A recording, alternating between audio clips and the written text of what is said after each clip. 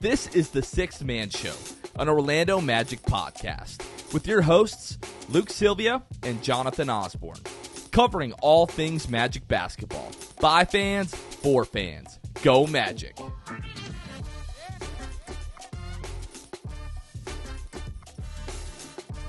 What's going on, Orlando Magic fans? You guys are back with the Sixth Man Show. Today is November 21st, 2022. Jonathan Osborne here. As always, I'm joined by my co-host, Luke Sylvia. Luke, what's up, bro? I'm good. I'm great. We had a great time in Orlando with some fans of the Magic this weekend. And you know, we had a competitive game here recently as well that didn't go our way, but, you know, it's always nice to get a 50-50 game. I wish we could have gotten two 50-50 games, but I'm doing pretty good. I had a good weekend overall. I was having a good weekend, and this is going to get depressing now. I was having a good weekend today. We're celebrating my daughter's birthday, but then I got the news that Jason David Frank, who most people know as the Green Power Ranger. My favorite was always the White Power Ranger. Got news that he passed away today, and by all reports, you know, it was suicide. So, I've just, you know, obviously like celebrating my daughter's birthday, and you know, she's amazing, 4 years old today. But it just put a damper on the day for me. I know he has 4 kids, and that was like my first the first superhero that I idolized. I don't even know if you would call a Power Ranger a superhero, but it was to me. And even to this day, I still collect Power Ranger stuff. And it just really, really sucks. I know mental health is something that you're super passionate about. So yeah, I'm just really, really sad about this, really bummed out. I know, you know, there are people out there that struggle with stuff every day, struggle with mental health and, you know, depression and anxiety and suicidal thoughts. And, you know, I know friends of mine that struggle with that as well. And it's just scary that people can get to a place where, you know, you see that as the best option, unfortunately. And, anybody listening to this, if you ever have any thoughts or, you know, feelings like that, please know that like people are here for you. Like I know Luke is here for you. I'm here for you. Luke, just really, really sucks. I know. I feel like as a society, we're doing a better job of destigmatizing, you know, mental health issues. But stuff like this just never gets easier. Yeah. I mean, and I like you said, I'm passionate about this. The last 2 birthdays of mine, I've basically taken a donation from whoever wants to send it. And, you know, I've taken it via Venmo, and then I've donated basically to basically suicide prevention. So I guess I'll take that really here to just say, Jonathan, you know, to our listeners, like you said, if you need help, and you don't want to feel like a burden, those people would rather hear from you and talk to you and love on you and just listen to you. And if you go to 988lifeline.org, that's the big suicide prevention website. They got ways that you can help, whether, you know, financially or whatever it may be, as well as obviously they changed the suicide hotline number from a complicated multi-digit number to just 988 is what you can call as well if you need help. Just something that, you know, has played a part in my life, as it has so many other people, as far as just a burden, whether you're a family member and you know friends or family dealing with that, who have attempted or committed. And so just always be willing to lean on the side of safety and use 988, use that number, use the website, donate if you feel called. Like I said, I do it on my birthday, and just that's what I ask for from people on social media. And so, yeah, definitely encourage that. It's a sad, unfortunate truth, especially guys. I know we have a lot of dudes that listen to this podcast. We're so often, you know, we try to suppress things and hide things and handle it on our own. And that is just not how we are meant to do it. So lean on people, love on people. And if you're a friend, you're someone, a listener of the show, and you say, I don't struggle with those thoughts, then please, whenever you think of someone, think of them. Don't just think of them, text them, tell them you love them, call them, whatever it is. You'll never regret picking up the phone to have that conversation. Just telling someone you love them. So. And I know, like, for a lot of people, the hardest part for them is just like opening up to people, like just kind of starting the conversation. And a lot of people, I know people in my personal life that just like really struggle with like expressing their emotions like verbally, and Yeah. are at times like kind of like afraid to do that. And I would just encourage people, like, as hard as that is to start that conversation with people, if you're having those kind of thoughts because you don't want them to think a certain way about you, or you don't want to be, like, vulnerable, whatever the case may be, it is such the better alternative than Yeah. what we're talking about. So anybody out there, if you have those thoughts, feelings, whatever, my DMs are always open. I know Luke's Yeah. DMs are always open. And again, for Jason David Frank, yeah, just really sucks. Praying for him, praying for his family, and I know I'm not the only Power Ranger fan, that was affected by this. I know a lot of my friends were. I saw a lot of people on social media, people that I know through the podcast, that have all been affected by this, and just kind of praying for everybody. But yeah, that just kind of ruined my day, really. And I wanted to take the opportunity to talk about that, and I'm going to try to now ramp up the energy and try to lift some spirits here after kind of a sad start to the show. But on the other hand, we are talking about the Magic, and that doesn't always do so much in terms of lifting spirits, unfortunately. Let's get into the weekly state of the Magic, Luke. This week, the Magic went 1-3, bringing them to a record of 5-12 on the season. They are 13th place in the Eastern Conference. They have the 5th worst record in the league. Coming into Sunday, they had an offensive rating of 110.6, which is good for 20th in the league. They have a defensive rating of 113.5, which ranks 25th in the league. Their overall net rating is negative 2.9, which is 24th in the league. This week, they dropped to 8th in free throw rate, so the Magic are finally kind of feeling some of the effects of not having Paolo Banchero for a couple of weeks here. And on the injury front, Cole Anthony, Markelle Fultz, Jonathan Isaac, Paolo Banchero, and Mo Wagner all remain out. We got some good injury news this week, as a matter of fact. Gary Harris, Gary returned to the lineup on Friday against the Chicago Bulls after missing the first 16 games of the season. He did play Friday. He missed Saturday, just kind of knee injury recovery, like management kind of stuff. Wasn't hurt, but they just want to kind of ease him back into things. And then Wendell Carter Jr., missed what was that, last Wednesday's game against the Minnesota Timberwolves due to the right plantar fascia strain. He was day-to-day. He played on Friday, and then the second night of the back-to-back in Indiana. Kobe Price posted a video to his Twitter where you saw Wendell kind of going through his warm-ups, and there's one point of that in particular where he kind of tries to push off that right foot and instantly just throws the ball up into the air and walks off the court. So if you saw that video, you had a pretty good feeling that Wendell was not going to play, so he missed that game Saturday.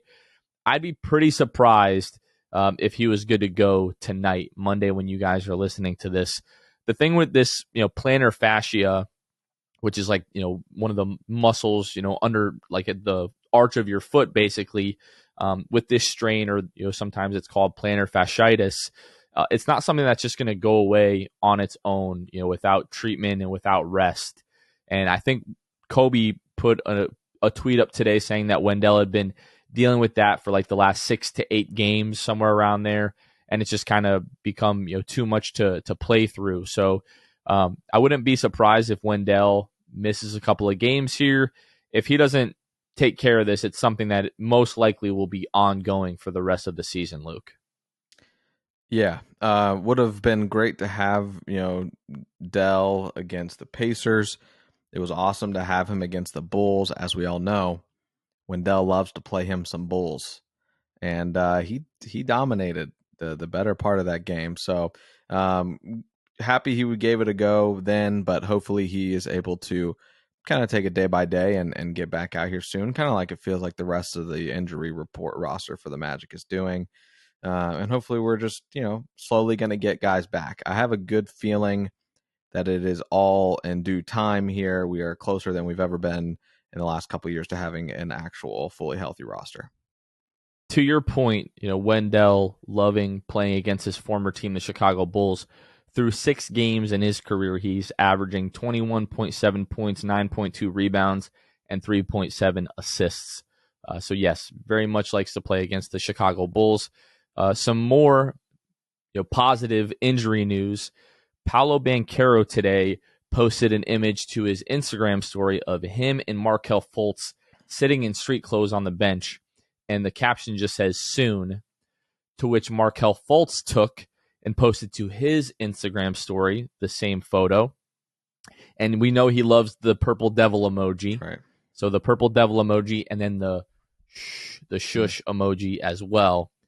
So hopefully those guys are coming back pretty soon. It feels like we've been talking about this for months. Paolo, Kobe talked to him earlier in the week, and he said it's probably about another week to week and a half. So at this point, it's sometime in the next week where we should see Paolo Banchero, at least compared to how he was feeling a few days ago. And then Markelle Fultz, what was that, almost 2 weeks ago now, where we heard that he was probably about 3 to 4 weeks away. So Markelle is probably about a week to 2, maybe give or take a few days from returning. And then the big question mark for me is really just Jonathan Isaac as he continues to work back into game shape and kind of getting his cardio back before the Magic feel comfortable with putting him back on the floor. And it feels silly because we've said this a million times. Like, it should be soon. We're going to see guys back eventually. And I don't want to say this is the most confident that I felt, but kind of looking back on all of those conversations that we've had, I think we have the most reason to believe that at this point, more so than we ever have. If for nothing else, just given the amount of time that has passed and kind of the recent updates that we've gotten recently.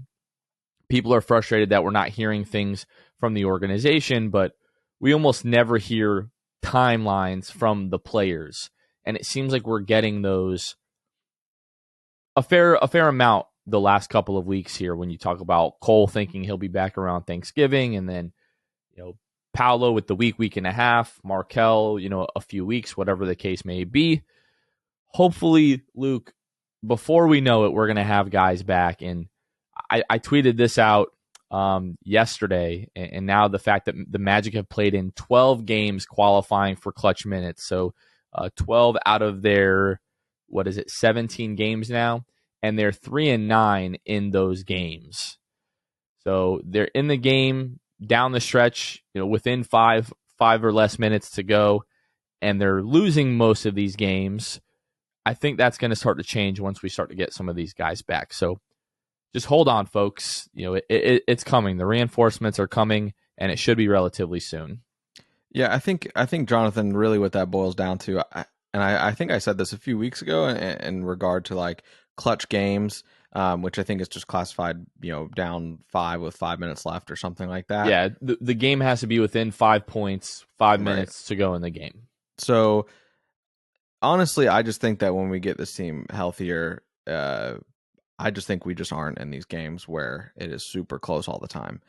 I think that this team is talented enough to pull away and win the games and be far enough in margin rather than what we've seen where the Magic have just been so close and so many.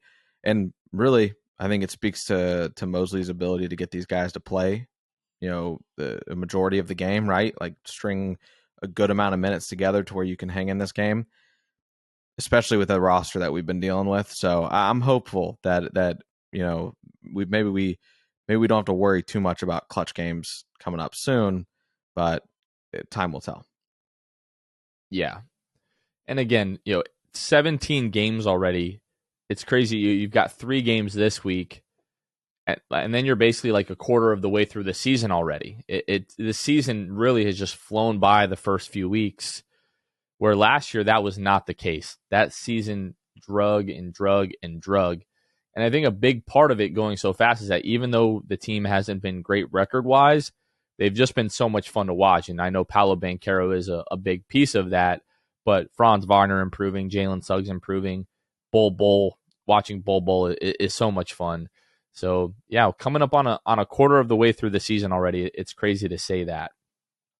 Before we break down the games of the past few days here, I want to talk to you guys a little bit about our Patreon channel. So if you have not heard, we do have a Patreon channel where we have 3 different tiers of benefits that you can choose from, starting as low as $2 a month, with other tiers having benefits like access to our Discord channel. We also have a monthly Zoom meeting where you can just get on and hang out with us for usually about an hour and a half or so, where we just sit down, talk about the Orlando Magic, kind of get to know everybody in the community. It's always a lot of fun. So if you want to check that out, you can find us at patreon.com/the Six Man Show. And with some of our other benefits, we also shout out every brand new patron, every episode that we have them. On this episode, it is Ryan Hauer, who joined our all-star tier. Thank you so much, Ryan, for the support. Really means a lot. Welcome to the community. Make sure that you link your Discord, or if you don't have a Discord, join Discord and link your Discord account to your Patreon so that you can hang out with us in our Discord. Always a lot of fun, a lot of great guys in there. We always have really good conversations there.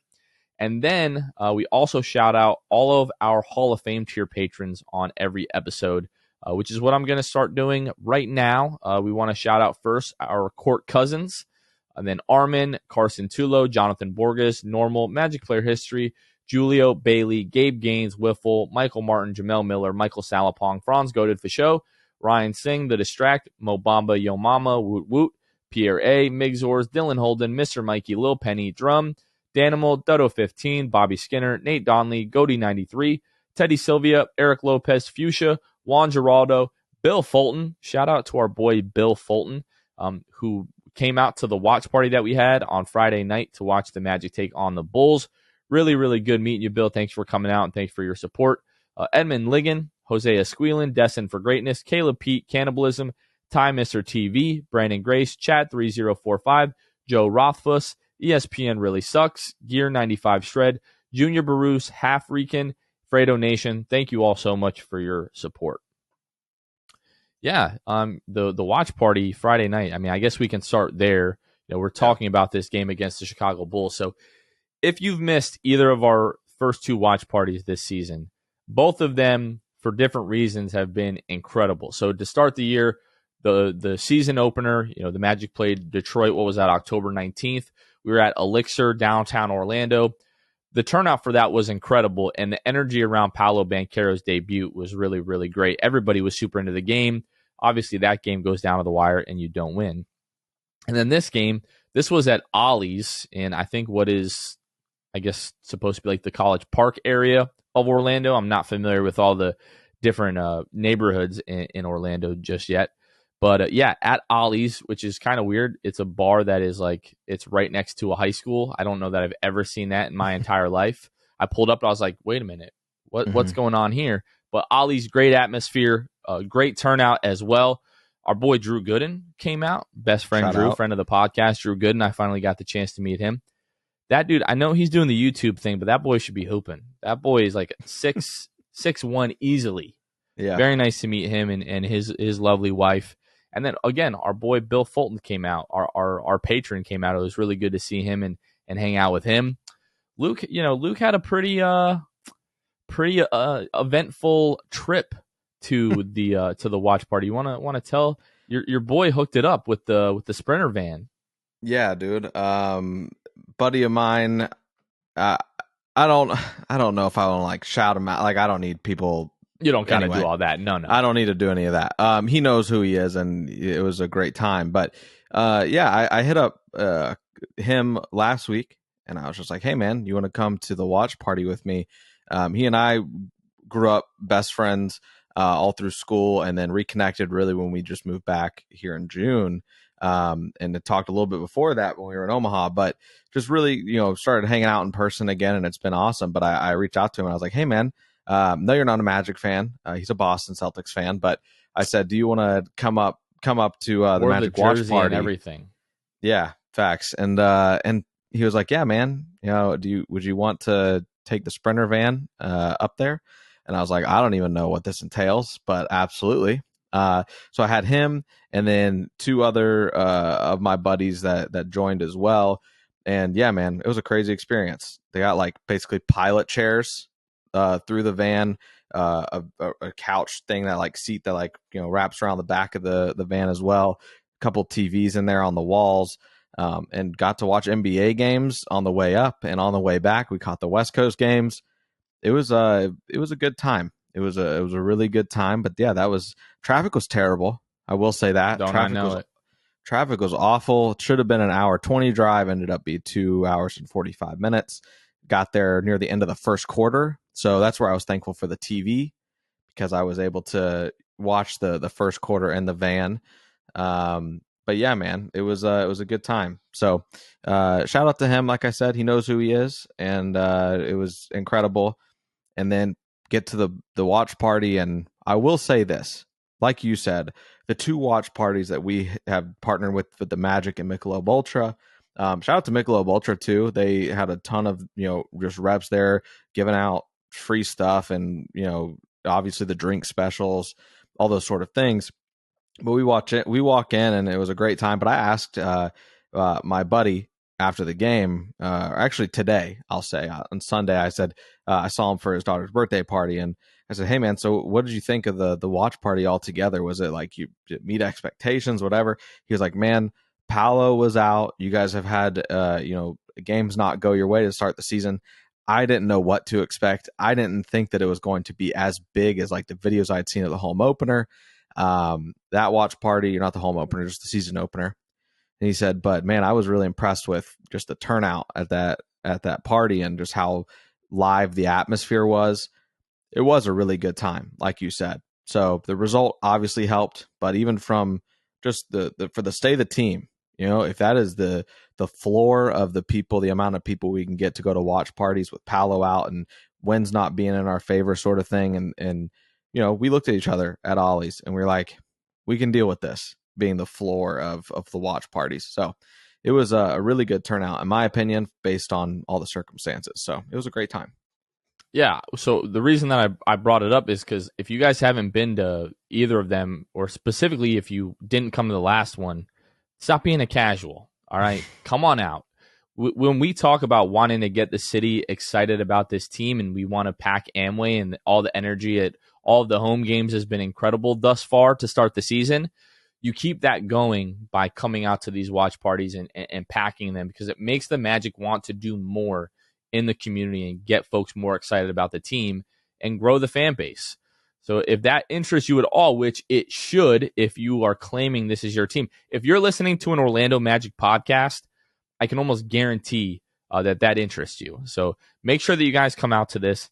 For those folks who are like, no Paolo, we just lost to the Minnesota Timberwolves, so on and so forth. I don't know if we're going to win this game.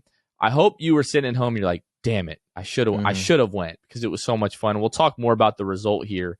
But yeah, just a great atmosphere. It was a lot of fun. I appreciate everybody that came out.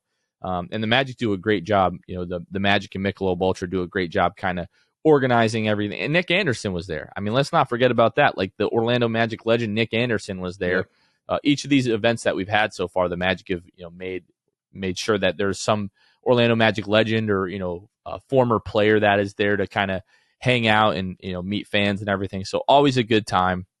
If you guys you missed out on the last one, you're looking forward to the next one. The next one's going to be December 16th.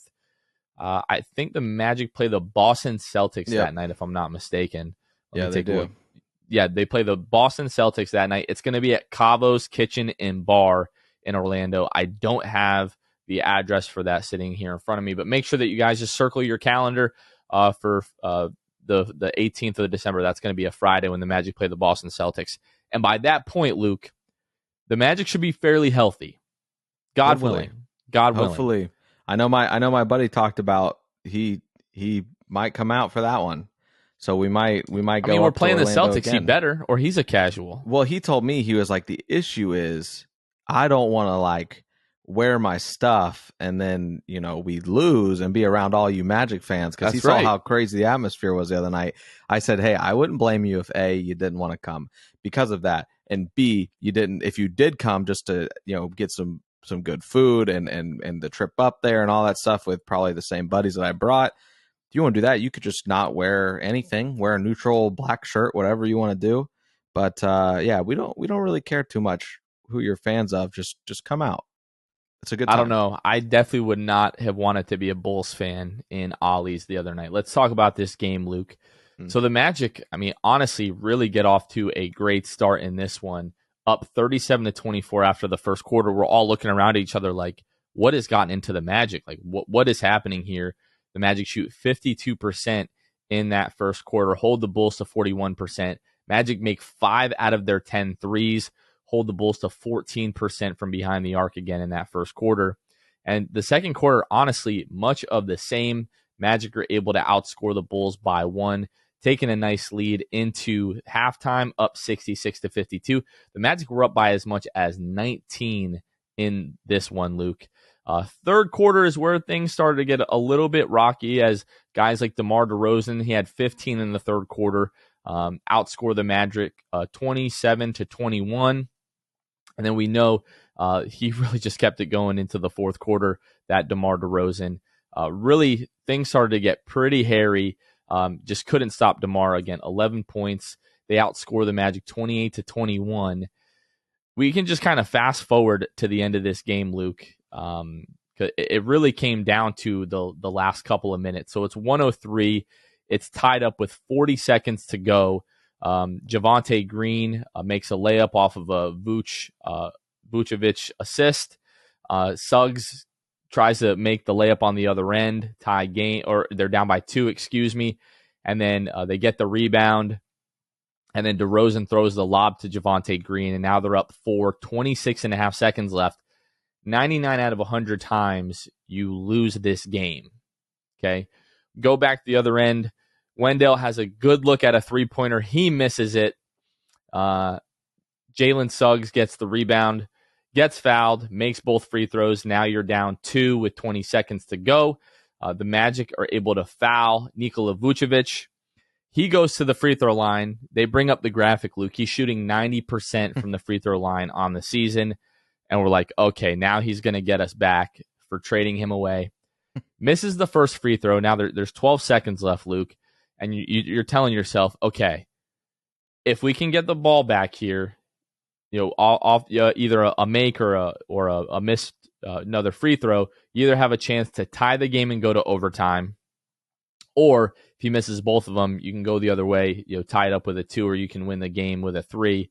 He misses both free throws. Chuma Okeke gets the rebound, taps it to Jalen Suggs, who drives the length of the floor, gets stopped by Ayo Dosunmu, turns around, elevates, hits the 3 with, I think it was 4.1 seconds left. And then the Bulls inbound the ball. Everybody knows this shot is going to DeMar DeRozan. They kind of collapse on him at midcourt. He pulls up from half court, doesn't hit the rim at all. I think he hit like the glass on the backboard. Time expires, and everybody goes crazy because it was just so improbable that you win this game. You win it on a game winner. Multiple questionable calls down the stretch. The offensive foul with 51 seconds to go on Franz Wagner. He fouled out of the game at that point. He and Alex Caruso just kind of, I thought it was incidental contact with their legs. Caruso falls. Wagner made the basket, but then it was called a foul, and he's kicked out of the game.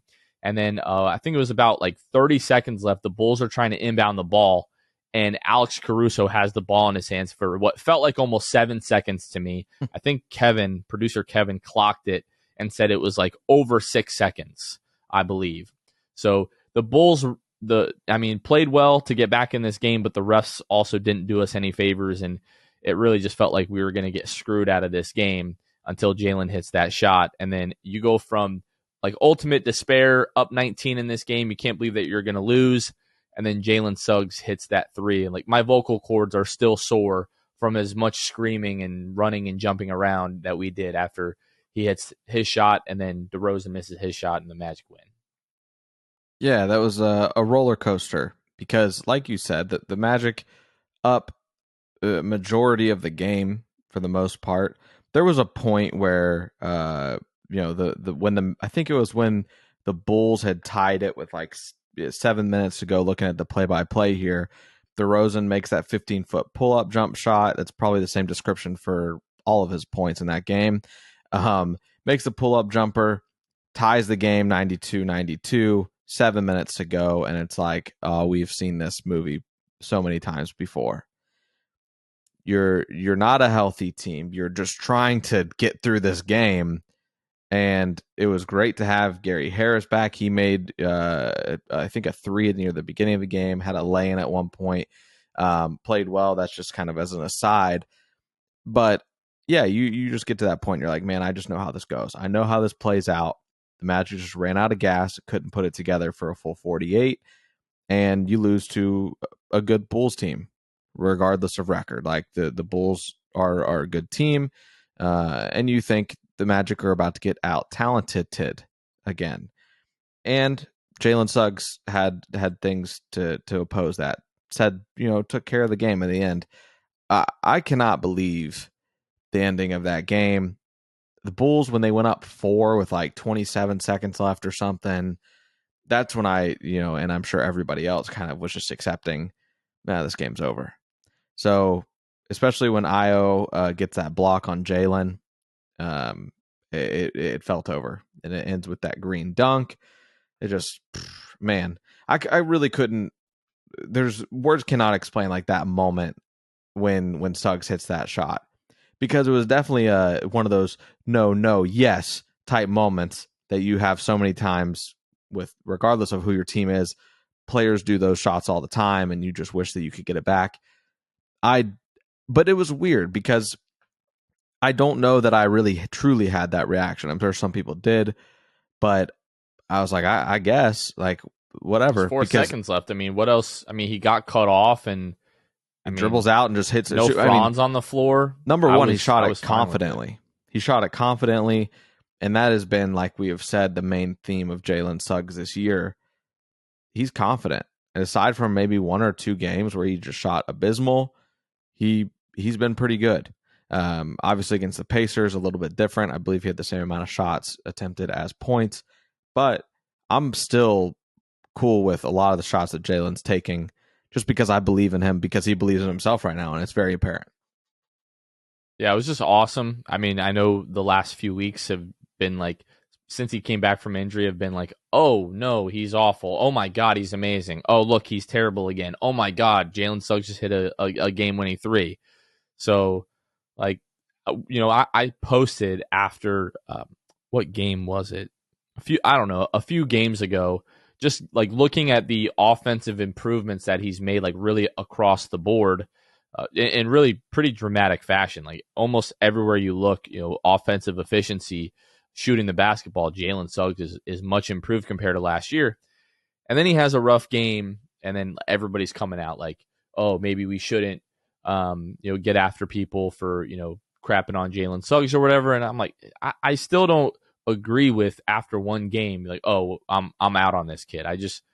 It takes you a while to get to that point. I mean, for me, it took me like 4 seasons to get there with Mo Bamba completely, where we were like, okay, not that you're out and he's just not a good player, but you just kind of know, okay, this is what he's going to be moving forward. And Jalen just continues to show flashes, like what was it against the Indiana Pacers? I know we're jumping ahead just a little bit, but if we go to the box score and we look at the first half for Jalen Suggs, it was 6 assists to 1 turnover.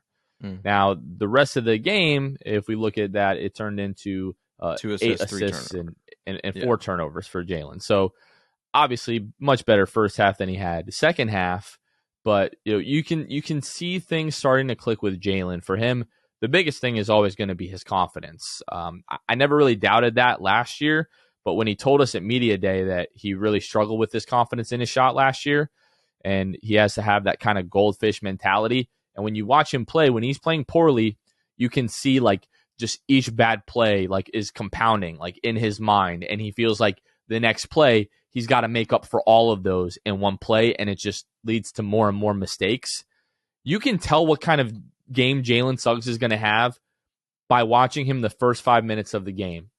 If he's taking his time and just kind of like getting to his spots and not playing like really frenetically, you're like, okay, this is going to be a good Jalen Suggs game. If he comes out and he's just like dribbling the ball all over the place and like not really having any kind of purpose or direction, that's where you start to think to yourself like, okay, like we're kind of in trouble. And those games are becoming less and less lately, which to me is an encouraging sign. And hitting a big shot like that, against the Bulls, a game-winning shot, is only going to do like a lot for his confidence. Another big piece to this game was just how badly Zach LaVine shot from the floor. So as great as DeRozan was, he had 41 points, 16 of 30 from the floor. Zach LaVine had 4 points. He was 1 of 14. I believe that was a career worst shooting night for Zach LaVine, and he was benched towards the end of this game, which apparently he didn't agree with. He echoed that sentiment in his post-game conference after this game. But man, Zach, like you did not have it. On the other hand, the Magic, you look at Bol, 15 points, 10 rebounds, 6 of 10 from the floor. Wendell Carter Jr., 21 points, 9 of 16 from the floor. Franz Wagner had a 20-piece on 9 field goal attempts. He was 8 of 9 from the free throw line. And then Jalen, 20 points, 7 of 16 from the floor. And I know I just kind of threw a little bit of shade at Mo Bamba, so he also did have a good night. 13 points, 4 of 9 from the floor, 4 of 5 from behind the arc. Was the Magic's best bench player in this game and helped lead them to the victory. And then, again, Gary Harris, 24 minutes, 7 points, 3 of 5 from the floor, 1 rebound, 1 assist, and 1 steal. Just a steadying force out there. That's what we're going to need from Gary Harris. He's going to continue to get better as he ramps up the minutes coming back from this. There's a lot of people that think that he still might be inserted in the starting lineup at some point. I don't know. We can have that conversation a little bit later on, but me personally, I would not move Jalen Suggs out of the starting lineup regardless of which guards end up coming back right now. But that's a conversation we're going to continue to have, I think, over the course of the next few weeks as guys continue to come back. We know the Magic are going to bring those guys back slowly. But this was a lot of fun. Being positive that you were going to lose a game and then winning it, all in the course of about, I don't know, a minute in real time was just really crazy. Really, really fun game. And again, shout out to everybody that came out to the watch party, and make sure the rest of you casuals are at the next one. The next night, so this was Saturday night, the Magic left Chicago, flew right to Indianapolis, I should say, Friday night to take on the Indiana Pacers. So this was the Magic's first back-to-back in about a month. It was the first one since we had that Atlanta, then Boston for the home opener back-to-back. So yeah, just about a month's time. But the Magic got out to a very promising start. I believe they started this game up 10-1, I believe, and really held the lead for most of this game until we started to get into the second half here. So at halftime, the Magic led 55-51. 2 buzzer beaters at the end of the first couple of quarters. One for Ben Mathurin in the first quarter. He hits a 3 at the buzzer. And then Tyrese Halliburton driving down the floor as time is winding down at the end of the second quarter. You saw him just kind of slow down his dribble. And I'm thinking to myself, okay, this kid is just going to be good with pulling up from half court by all means. And then, of course, he freaking sinks it. So you take those away, instead of having a 4-point lead at the half, the Magic would be up 10 if it were not for those buzzer beaters. And they ended up being super consequential for the result of this game. If you really just go into the fourth quarter as the Indiana Pacers, started to come back and eventually took the lead, that fourth quarter is really going back and forth. Franz Wagner hits a 30-footer with 2:15 to go to put the Magic up 4. And I really felt, Luke, when that one went in, I was like, all right, we're going to win this game. The Pacers come down the other end. Ben Mathurin gets fouled, goes to the free throw line, makes both of his free throws. Franz Wagner comes back down the other end again, 1:43 left. He hits another step back 3 to put the Magic up 4 with 1:43. And again, I'm like, okay, that should be it, right? Like the Magic are going to win this game. And then Aaron Nesmith, who was a problem for the Magic the entire night, he hits a 3, almost like they just went right down the other end. Nesmith hits the 3 to make it a 1-point game. Franz, 25 seconds left. The Magic are up 1. He goes for another one of these deep threes. And in my mind, I'm thinking like, okay, that's probably not the best shot, but you just hit the last 2 in a row. He was absolutely incredible in the fourth quarter. I'm kind of okay with the 3. I think we can talk about this in a second. Obviously, he misses it. Pacers are going the other end. Tyrese Halliburton takes a 3 with 13 seconds left. He misses it. Aaron Nesmith gets the rebound. Bamba fouls him. He goes to the line, makes both free throws, and then 9.6 seconds left. You put the ball in Franz Wagner's hands. He drives the left side of the lane, the left side of the paint, goes for that kind of sweeping, hooking layup that we become so accustomed to him making literally all of the time. He misses it. Bamba can't get the rebound. TJ McConnell ends up with it, and the Indiana Pacers win this game 113 to 114. As exhilarating of a victory, I should say, felt like it was going to be a defeat Friday night. This one was like a kick in the nuts when you, again, down the stretch of this game, you just felt like you had it. Even as Franz is driving to the lane, with like 7 seconds left, you feel like you're going to win this game, and then he misses it. And you lose this game. It sucks because this is a game like you really felt like you could have won. Second night of a back-to-back on the road, multiple guys out. When you look back at the way that this season went, I think you're going to look back and think like, man, it would have been nice to have that game. It would have been nice to have the game against the Sacramento Kings. De'Aaron Fox hitting the game winner. Just a really unfortunate loss, Luke. Yeah, it was tough because this in all aspects is a 50-50 game. 3-point percentage very similar, 38 to their 39%. Field goal percentage 43 basically to their 45.5%. Free throws 73% to their 73.7%. Rebounds, they out rebound by 1. The assist margin is pretty different. Pacers 27 assists to our 16. But I mean, you just go down the list and by all accounts, Tyrese had 14 of those for them. Yeah, he went crazy in terms of facilitating for sure. Also led their team in points with 22. It's tough. I think that, if you can go back to some of those moments, you probably want the Franz Wagner heat check 3 back. But I mean, he's cooking like he's cooking. It's very possible we have a whole different conversation. And because he made the shot, like, I don't know for sure that's what like if I had to take one thing back, make a couple more free throws. You shoot whatever it was, 73%. You're a 79%, 80% free throw shooting team on the year. You make a couple more free throws. The Pacers weren't hitting theirs. It's just kind of, I mean, this team at the strength that they're at right now, you have to capitalize doing things well that the opposing team isn't doing well. And the Pacers missed 5 free throws. They shot the 73% as well. Like that's an area that I would want back. And opportune second chance points being given up. Like I said, the rebounding was not an issue overall, but it just seems like time and time again, the Magic tend to give up rebounds when it is the least ideal time in a game. It stinks. It's just another one of those clutch games that you think that you can win or that you would hope you could win. But it was a good. Listen, that's right now. Like they're 9-6. They feel good about themselves. They've got great confidence. Nesmith with 19 points in 25 minutes is ridiculous. The other thing, Jonathan, when this team is out Wendell, it hurts almost more than having any other player on the team out.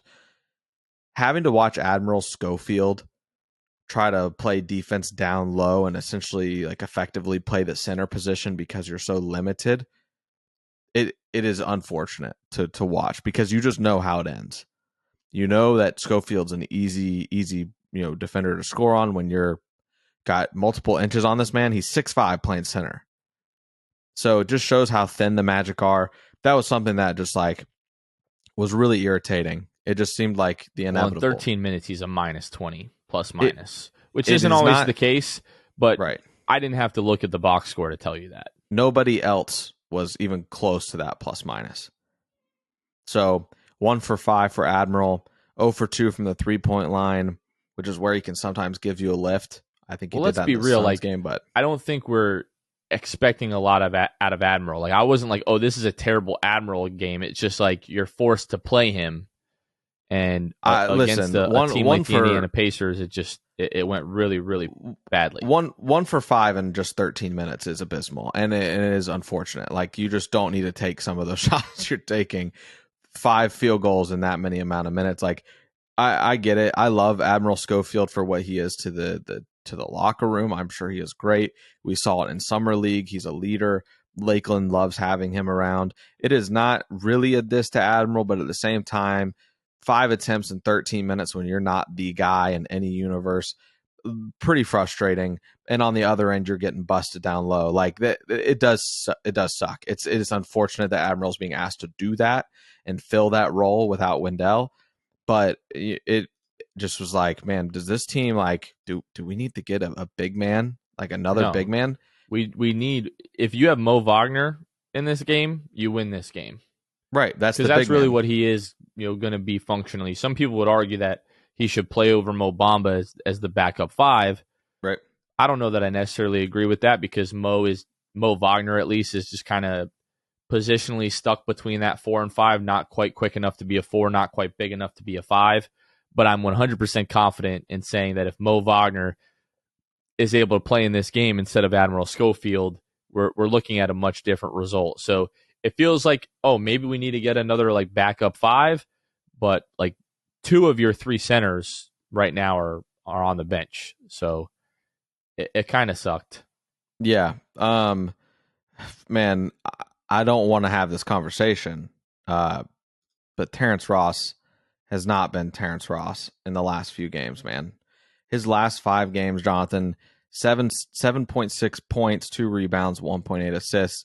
But the worst of it is 35% from the field and 35% from 3 and 24 minutes in his last 5. It is just not the same. I don't know what it is. I don't know if he's just exhausted or what, but those normal like mid-range pull-up shots that we've been so accustomed to Terrence Ross hitting, I think it was the Pacers game that like shots were going up from the mid-range and they just weren't going in. And He I had an used to open have 3 last night, like late in that game that we really needed that he missed. yeah, I mean he was 3 for 12 and 1 for 7 from 3. We obviously we love Terrence, but and Terrence has been on the show. Terrence shows the podcast love. It's all love for Terrence, but that is just the facts of what it's been the last 5 games for him. And there's really no way to sugarcoat it. That hurt us a lot in that Pacers game. Like I said, a 50-50 game. T. Ross just plays like average T. Ross, what we usually can expect from him. The Magic can win that game. That can be said of a few people essentially in the box score. But Terrence Ross is the leader and the veteran. I just don't get the funk that he seems to be in right now. I hope he comes back when the gets back to where we know he can be. Near the beginning of the season when he was just crushing it from any perspective. But that's kind of one of the takeaways from last night as well. My biggest takeaway, Luke, is the third quarter. Like if you go down the list here and you start looking at the quarter by quarter box score, first quarter Magic outscore the Pacers 28-22. Second quarter the Magic are outscored 27-29. The fourth quarter the Magic outscore the Pacers 29-25. The third quarter the Magic are outscored 29-38. So I'm no mathematician, but let's see. 8 times 4 is 30. That's on pace for 152 points over the course of a basketball game if you're giving up 38 points a quarter. The Pacers shot, what was it, damn near 70% in the third quarter. Pulling it up now, 68% in the third quarter, 15 of 22. They were 7 of 14 from behind the three-point line, 50%. There is no reality where you are going to win a game giving up 38 points, a team shooting 68% for a quarter. Like that's just unacceptable. And some of it was getting, guys getting hot, but it was also just like they did not look like the same team defensively. The issue was not the offense at any point in this game. It's that third quarter. Like you could not stop Indiana from scoring, like at all. Mm-hmm. You go back, they shoot the ball 22 times, they miss 7 times in that quarter. Just one free throw. The Magic were 8 for 20, 40%, which isn't great, but we've seen the Magic shoot much, much worse this season specifically. So, it's unfortunate. Opportunities like this where you're on the road, second night of a back-to-back, when the game is there to win, you just got to go out there and win it. That's what good teams do. Philip Rossman-Reich, he loves to say that good teams don't play in close games, which to a certain extent is correct. Like when they play other good teams, sure, they play close games. But against a team like Indiana, if you're a good team, you don't really let that game get close, especially when you have a second half lead. But yeah, you just can't have these third quarters. It hasn't been as big of a problem this season. Like last year, we just know every single game you got to the third quarter and the Magic just completely fell apart. And then you'd be lucky to get back into that game and lose by 12 or 15. Mm-hmm. Now, the Magic are playing well in the first half. You get into the third, even if it gets away from you a little bit, you're able to kind of rein it back in. You keep it close until the final few minutes, and then the Magic kind of give it up and lose the game. But yeah, I get it. Second night of a back-to-back, you think Franz is going to make that shot there at the end. Unfortunately, I felt like Jalen maybe sat a little bit too long to start that fourth quarter. But again, second night of a back-to-back, this is a kid who we know is dealing with ankle injuries right now and kind of fighting through that. But yeah, I think there's a good chance we're going to look back at the end of the year and be like, man, things could have been a little bit differently if we had that game in Indiana or if we had that game in Sacramento or the game against Houston, the home game, the second home game against the Charlotte Hornets. And if you want to get to where you want to be in the NBA, when you have an opportunity to win a game, you got to make it happen. Yep. All right, folks, don't forget, first of all, I hope you guys enjoyed my video after the Bulls game of me driving home about getting pizza and getting Papa John's. Because I showed my wife that. She was definitely not amused, but we ended up getting pizza. Because guess what, folks? After every Magic victory the next day, you can get 50% off Papa John's online order with code MAGICWIN. And don't forget, I don't live in Orlando. I can't get that. Yes, you can. As long as you're 150 miles from Orlando and you must be further than 75 miles from Miami, screw the heat, you can still use that code and get your victory pizza. So make sure that you guys are doing that. I've been on the New York style 3-cheese blend tip for quite a while now. I've gotten Papa John's after every Magic win so far to start the season. 5 of those things. All 5 of them. All 5. And Carmen's like, no, we can't have pizza again. I'm like, the Magic one. Yes, we can. We don't know how many of these we're getting, so we are redeeming this freaking code. And I've gotten so much Papa John's that I've gotten a couple of free pizzas. Ooh. Because I'm racking up the points in the app. Make sure y'all are in the app. Love that. All right, Luke, let's take a look at the week ahead. Coming up tonight when you guys are listening to this, the Magic are still in Indiana. It's so funny after the game where Jalen hit the game winner. He's like, let's go home. And the coaches are like, we're going to Indiana. We're not going home. But the Magic are still in Indiana. They'll take on the Pacers. That game starts at 7 o'clock.